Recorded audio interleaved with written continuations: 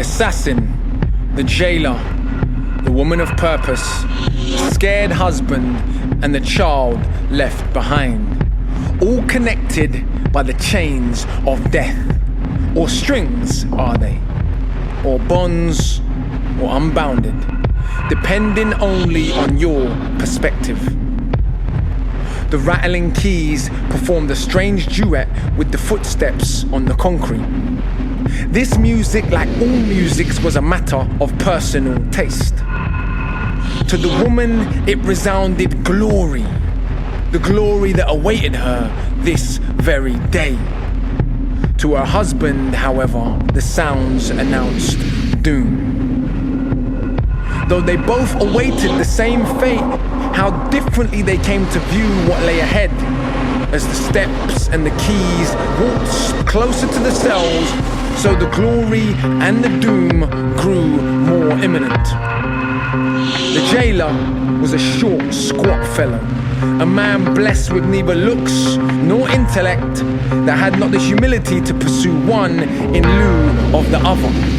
He gave the impression of being exceptionally ugly for no particular defect on his face, but as if bitterness had twisted his rather plain appearance into a grotesque cocktail of ill-matched features.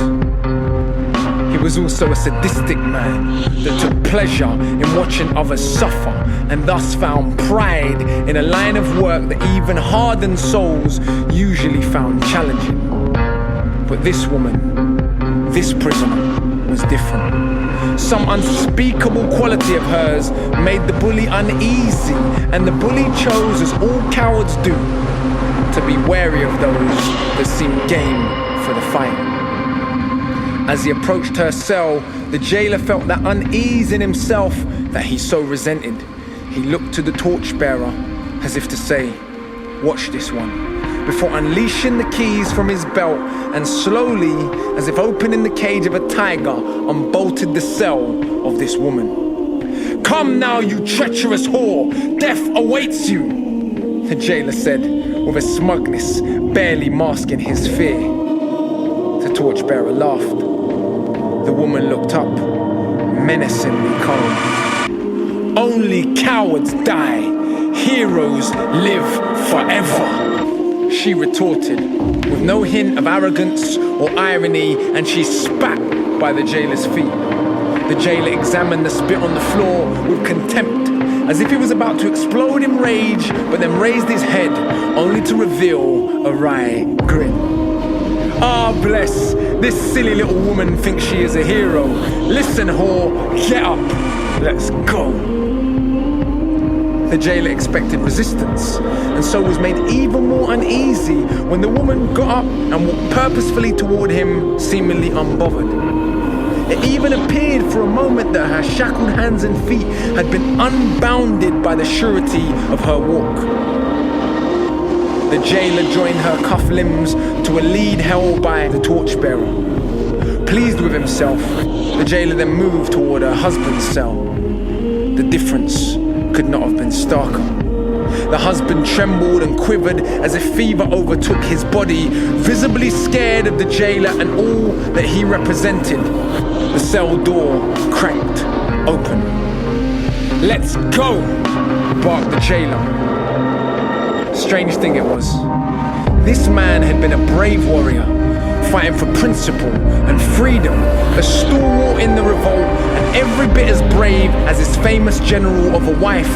But somehow, capture had stolen his fighting spirit, and the knowledge that he and his wife now faced certain death left him a wrecked shell of his former self. They all walked through the corridors of the damp dungeon, and the music of keys and chains and concrete now became a symphony. The jailer, the torchbearer, the wife, and her husband emerged onto the hanging platform, and the light of the midday sun blinded them all for a moment. A rapturous crowd gazed up, some screaming for death, wishing these traitors to the empire a quick sentence. Others, unpoliticized in their hate, just longed to see some blood.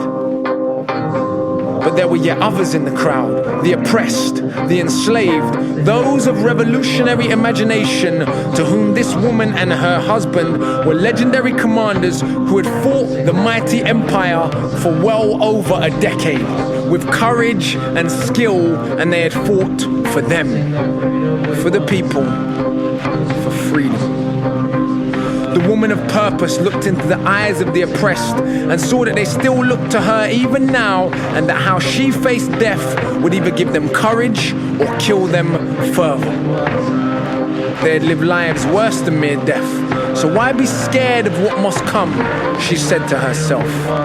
She looked at her cowering husband and commanded him, "Stand straight, our people are looking. Do you not know how sweet it is to die for liberty?"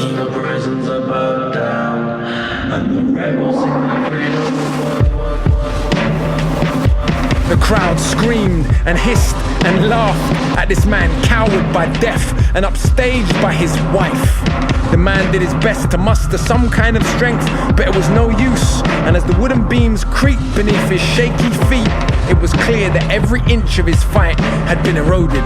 The hangman approached with a noose, and the condemned man had a brief moment's repose when he spotted the face of his only child among the crowd, and all fell silent for him. He was awakened by the feel of rope around his neck, and then tormented by the thought of her, his only child, being left an orphan, and he began to sob and beg and resist as the hangman fastened the noose and readied the drop, and when asked for his last words, all the man could offer was a feeble, "Please, please, please." But before he could finish, he was interrupted by the awful sound of the platform dropping beneath him, and his body fell. He struggled and spat and cried and tried to escape the eternal clock, the punishment of his tormentors. Eventually, the last drop of life extinguished from him, and he hung limp. The hangman then approached the woman of purpose with another noose, and she snatched it from him like a greedy child, eager to open a new present. She pulled the noose around her neck ceremoniously, as if she were a queen, and this her most expensive jewelry. And before she could even be asked what her last words were, she shouted, "Liberty or death!" and leapt into the hanging pit without struggling, with a smile as broad as the ocean, until her spirit left her body. Freedom subjective? Can we choose how to die?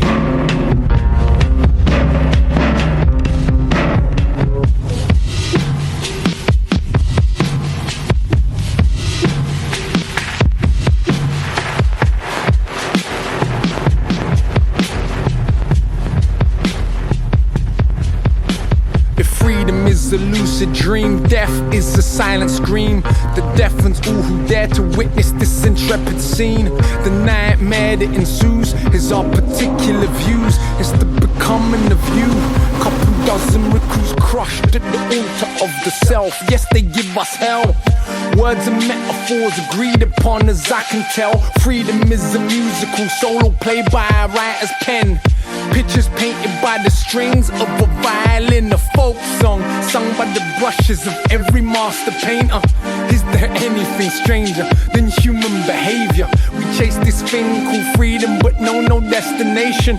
Someone tell me its place or its precise location.